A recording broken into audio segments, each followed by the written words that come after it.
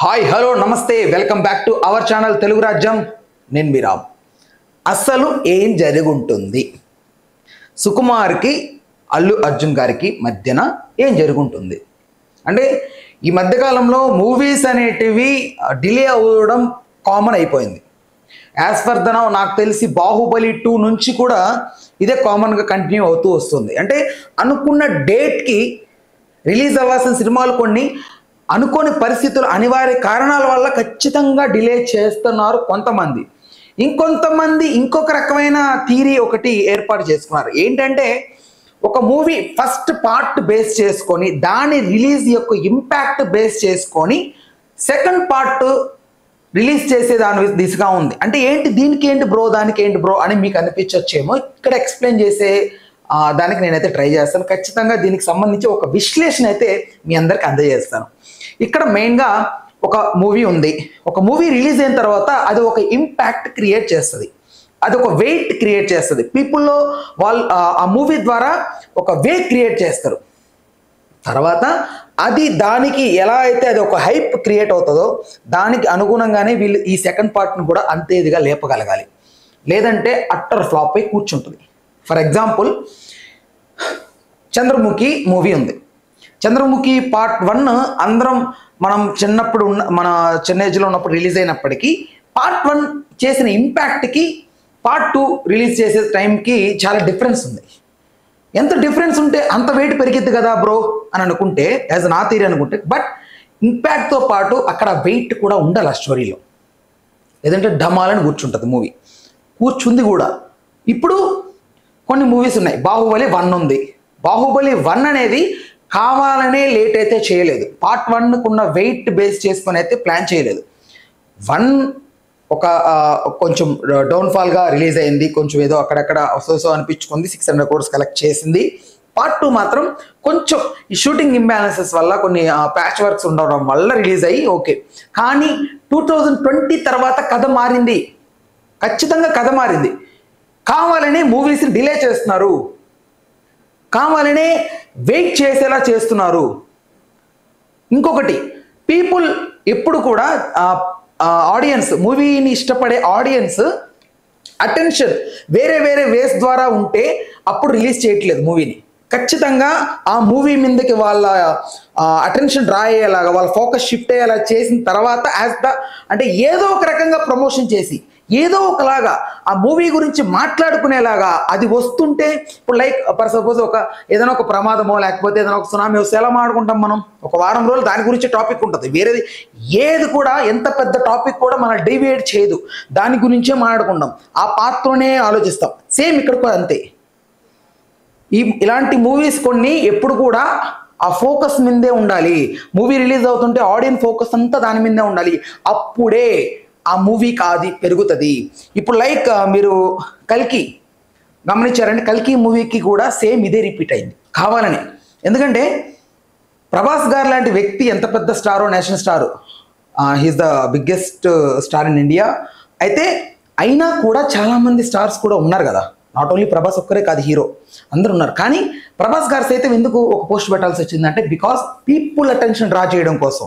ఎందుకంటే అప్పటి వరకు తెలుగు మరియు తెలంగాణ అంటే తెలుగు రాష్ట్రాలు మరియు తెలంగాణ ప్రజలందరూ కూడా ఎలక్షన్ మూమెంట్లో ఆలోచిస్తున్నారు. అంతా వాళ్ళ వే ఇలాగే ఉంది.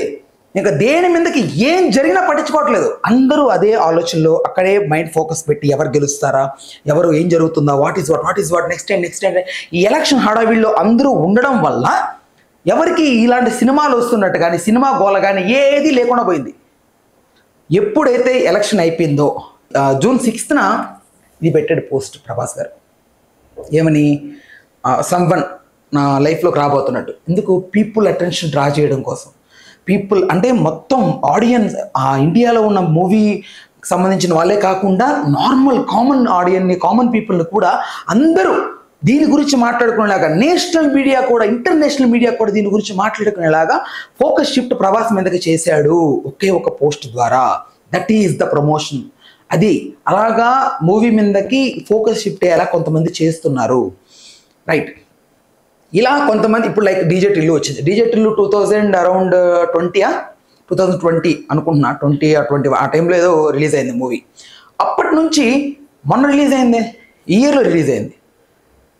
అదేంటి 2.5 years అవసరమా డిజిటల్కి? కాదు కదా. ఖచ్చితంగా అది అనుకుంటే 1 yearలో రిలీజ్ చేయగలుగుతారు. కానీ పార్ట్ 1 క్రియేట్ చేసిన ఆ ఇంపాక్ట్కి మినిమం ఆ గ్యాప్ అనేది మెయింటైన్ చేసి రిలీజ్ చేస్తేనే దీనికి వాల్యూ అనేది ఉంటుంది. ఎంత వెయిట్ చేసి ఎంత అవైటెడ్గా వెయిట్ చేపిస్తూ రిలీజ్ చేస్తే ఈ మూవీకి అంత వెయిట్ పెరిగిద్ది అనేది కొన్ని థియరిటికల్ కొంతమంది ఆలోచిస్తున్న వే. RRR కూడా అంతే. RRR 2019లో స్టార్ట్ అయింది మూవీ. వినయ విజయరామకు ముందు నుంచే రంగస్థలం నుంచే దానికి ప్రీ ప్రొడక్షన్ స్టార్ట్ అయింది. బాహుబలి రిలీజ్ అయిన వెంటనే దాని మీద కూర్చున్నారు వీళ్ళంతా. అప్పటి నుంచి టాక్స్ నడుస్తున్నాయి. బాహుబలి 2 రిలీజ్ ముందు నుంచి టాక్స్ నడుస్తున్నాయి ఈ స్టోరీకి సంబంధించి. అప్పటి నుంచే నడుస్తారు. కానీ మన ఎవరికి తెలియదు. ఏదో కొత్తగా వాళ్ళంతా క్రియేట్ చేశారు, అన్ఎక్స్పెక్టెడ్గా కుదిరిందని. వేస్ట్ ఇవంతా మాటలు. మీరు ఒకసారి కొన్ని వీడియోస్ చెక్ చేశారని మీకు అర్థమైపోద్ది ఎప్పుడో స్టార్ట్ అయింది. అలాగా స్టార్ట్ అయిన మూవీ 2022లో రిలీజ్ అయింది. అంటే ఎందుకు అంత గ్యాప్ ఎందుకు క్రియేట్ అయింది? అంత అంటే వాళ్ళు 2020లోనే రిలీజ్ చేస్తా అని చెప్పిన వారు 2022 వరకు సాగుతూ వచ్చింది. ఎందుకంటే బికాజ్ ఆ టైంలో చాలా మూవీస్, ప్రభాస్ మూవీస్, వేరే వేరే పెద్ద స్టార్స్ వీళ్ళు రిలీజ్ అవుతూ ఉండడం వల్ల జనాల అటెన్షన్ అంతా అటువైపు ఉంది. ఎంత ట్రై చేసి ప్రమోట్ చేసినా, ఎంత ప్రమోషన్స్ ఎన్ని రకాలుగా చేస్తున్నా ఎవరి అటెన్షన్ RRR మీదకి రావట్లేదు. సో ఈవెన్ మనకు జనవరిలో రిలీజ్ చేసినా కూడా ఇంకొక 2 మూవీస్ పెద్ద మూవీస్ వచ్చి పడిపోతున్నాయి. కాబట్టి RRRకి ఎక్కడో తెలిసి స్కోప్ తగ్గుతుందని ఒక భయంతో వాళ్ళు మార్చిలో రిలీజ్ చేయాల్సి వచ్చింది. సో ఇలాగే జరుగుతుంది. ఇప్పుడు 2020లో రిలీజ్ 21 అనుకుంటున్నాను నేను, పుష్ప రిలీజ్ 20 or 21 అప్పుడు రిలీజ్ అయిన సినిమా పార్ట్ 1 అప్పుడు నుంచి ఇప్పటి వరకు మూవీయే ఫినిష్ అవ్వదా, ఎంత భారీగా తీసినా కూడా. ఎందుకు అవుతుంది?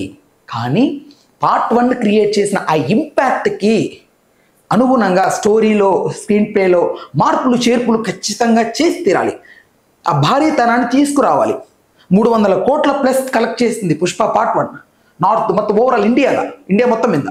ఇప్పుడు ఆ 300 కోట్లకి సంబంధించిన అంటే అంత వెయిట్ ఉన్న ఆ స్టోరీకి తగ్గట్టుగా పార్ట్ 2ని ఖచ్చితంగా వీళ్ళు ఇంప్లిమెంట్స్ ఇవన్నీ చేసుకొని చిన్న మార్పులు చేర్పులు చేసుకొని భారీతనాన్ని ఇంకా ఎక్స్పెక్టేషన్స్ పెరిగే కొన్ని మారుస్తూనే ఉంటారు, స్టోరీని పెంచుతూనే వెళ్తూ ఉంటారు.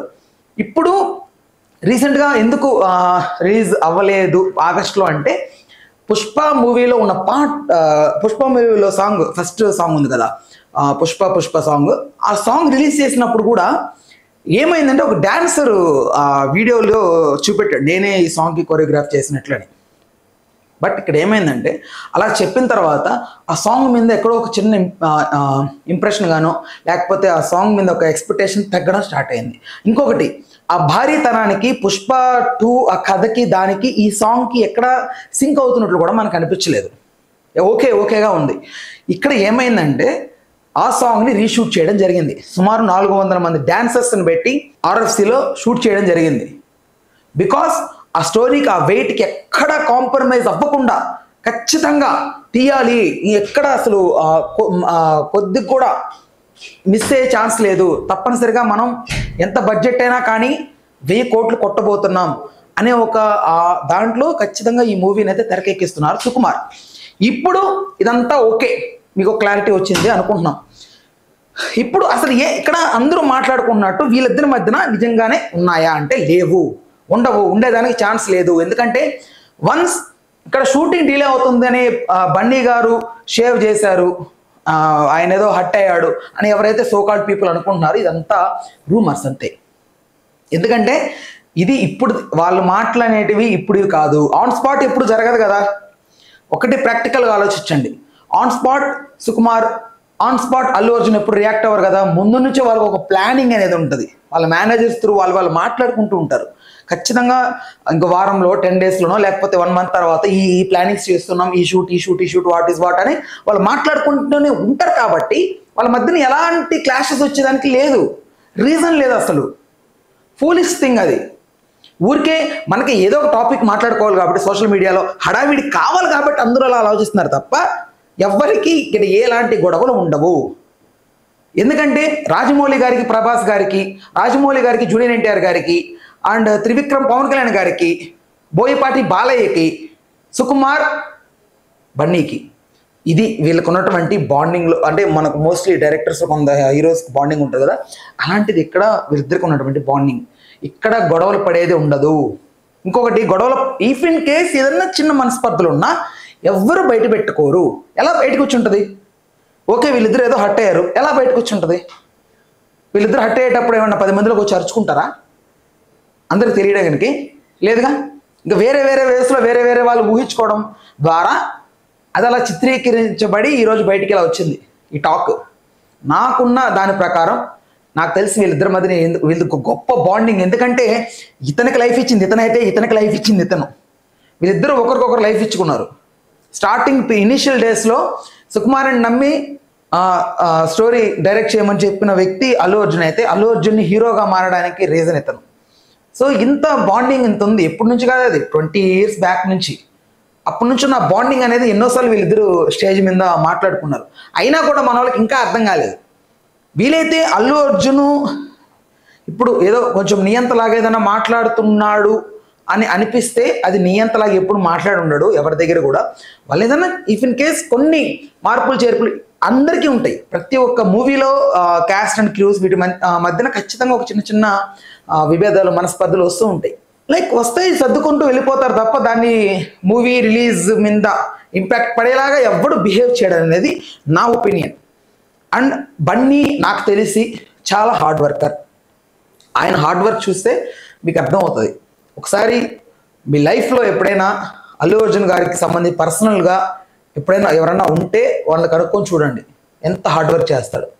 అసలు బయట పడదు, అంత హార్డ్ వర్క్ చేస్తాడు. బొళ్ళు గుల్లైపోతుంటుంది ఆయనకి. అంత కష్టపడుతూ ఎందుకు అంటే బికాస్ ఆయన ఫ్యాన్స్ కోసం, ఆయన అలరించడం కోసం ఆడియన్స్ని. సో అంత కష్టపడుతుంటాడు ఆయన. అయితే ఇక్కడ మెయిన్గా మీరందరూ తెలుసుకోవాల్సిన విషయం, మూవీ లేట్ అవ్వడానికి కారణం ఒకటే, అల్లు అర్జున్ గారి డ్రామా పార్ట్ కంప్లీట్ అయిపోయింది. సినిమాలో ఆయనకున్నటువంటి ఆ పార్ట్ మొత్తం అయింది, యాక్షన్ పార్ట్ అంతా కంప్లీట్ అయిపోయింది. ఇంకా 4 months ఉందంతే మూవీ రిలీజ్కి. August, September, October, November 4 months. ఈ 4 months పోస్ట్ ప్రొడక్షన్ కావాలి కదా, అందుకే గ్యాప్ ఇచ్చాడు. ఆయన పార్ట్ అయిపోయింది. హీరోలు అంటే ఒక 100 రోజులు షూటింగ్ ఉందనుకోండి, 3 months 100 days అనుకుందాం ఒక మూవీ షూటింగ్కి. 100 days హీరో వర్క్ చేయడు, అందులో 30 days చేస్తాడు. బాహుబలి 5 సంవత్సరాలు తీశారు, అందులో వర్కింగ్ డేస్ ఎన్ని? ప్రభాస్ గారి దగ్గర 300 నుంచి 400 వర్కింగ్ డేస్ ఉంటాయి అంతే. రోజు వెళ్ళి కూర్చోరు ఆడ సెట్లో. అంత మాత్రాన్ని మీరు అనుకోవాల్సిన అవసరం లేదు. ఇప్పుడు బికాస్ అల్లు అర్జున్ గారు షేవ్ చేశారు కదని మీరు అనుకుంటే ఓకే, మీ ఇష్టం. అంతా రోజు వెళ్ళి కూర్చోరు, డైరెక్టర్ కాదు కదా, హీరో. నెక్స్ట్ ప్రాజెక్ట్ గురించి ఆలోచిస్తున్నారేమో, నెక్స్ట్ ప్రాజెక్ట్ గురించి ప్రీ ప్రొడక్షన్ చూసుకుంటారేమో, దీనికి పోస్ట్ ప్రొడక్షన్ జరుగుతుందేమో. 4 months కాబట్టి చాలా తక్కువ టైం. ఎంత పెద్ద సినిమాకి 1000 కోట్లు పట్టుపోతుంది రేపు 100% అది. బికాజ్ ఎందుకంటే నార్త్లో 200 కోట్లు పెట్టుకున్నారు ఇప్పటికే. సో ఇంత బజ్ ఉంది కాబట్టి పుష్ప 2కి 3కి కూడా ఇంకా ఎక్కువ ఉంటుంది. అండ్ ఇంకొకటి ఏంటంటే యాజ్ పర్ ద సోర్స్ కొన్ని విషయాల పరంగా నాకు వినపడుతుంది ఏంటంటే పార్ట్ 3 షూటింగ్ కూడా ఇంక్లూడ్ అయ్యి కంప్లీట్ చేస్తున్నారు అనేది అయితే విన్నాను నేను. సో అది ఎంతవరకు నిజమైతే నాకు తెలియదు, కానీ పార్ట్ 3 షూటింగ్ కూడా అంటే ఇండియన్ 2, 3 ఎలా అయితే కంప్లీట్ ఒకే టైంలో చేసుకున్నాయి, అలాగే పార్ట్ 3కి సంబంధించి కూడా ఒక అంటే కొద్దిపాటి అంటే more than 30 to 40% shooting complete చేసేసింది మూవీ టీమ్ అనేది అయితే నేను విన్నాను. బట్ అది నిజమా అబద్ధం అయితే తెలియదు. ఇంకొకటి, ఇప్పుడు ఇట్లా గొడవ పడితే పార్ట్ 3 ఇంకా కంప్లీట్ అవ్వాలిగా. ఎందుకు గొడవలు పెట్టుకుంటారు? ఎందుకు అట్లా అంటే వాళ్ళకి అవిశ్వాసం ఉండేలాగా వెళ్ళింది? ఎందుకు అట్లా బయటకు వస్తుంది న్యూస్? ఇంకా ఉంది, చాలా ఉంది. కంప్లీట్ అవ్వాలి, మూవీ రిలీజ్ అవ్వాలి, పార్ట్ 3 కూడా పెద్ద బ్లాక్ బస్టర్ అవ్వాలి, ఐకానిక్ స్టార్గా ఉన్న వ్యక్తి ఇంటర్నేషనల్ స్టార్గా అవ్వాలి. అందరూ అదే కోరుకోండి, రైట్? అది నాకు తెలిసి అయితే ఏ క్లాషెస్ లేవనేది అనుకుంటున్నాను. దీని గురించి మీరేమనుకుంటున్నారో మీ యొక్క విలువైన ఒపీనియన్ తప్పనిసరిగా కామెంట్ సెక్షన్లో తెలియజేయండి. మరిన్ని వీడియోస్ కోసం, మరిన్ని అప్డేట్స్ కోసం వెంటనే మా ఛానల్ అయితే సబ్స్క్రైబ్ చేసుకోండి. Stay tune to our channel Telugu రాజ్యం. నేను మీ రామ్.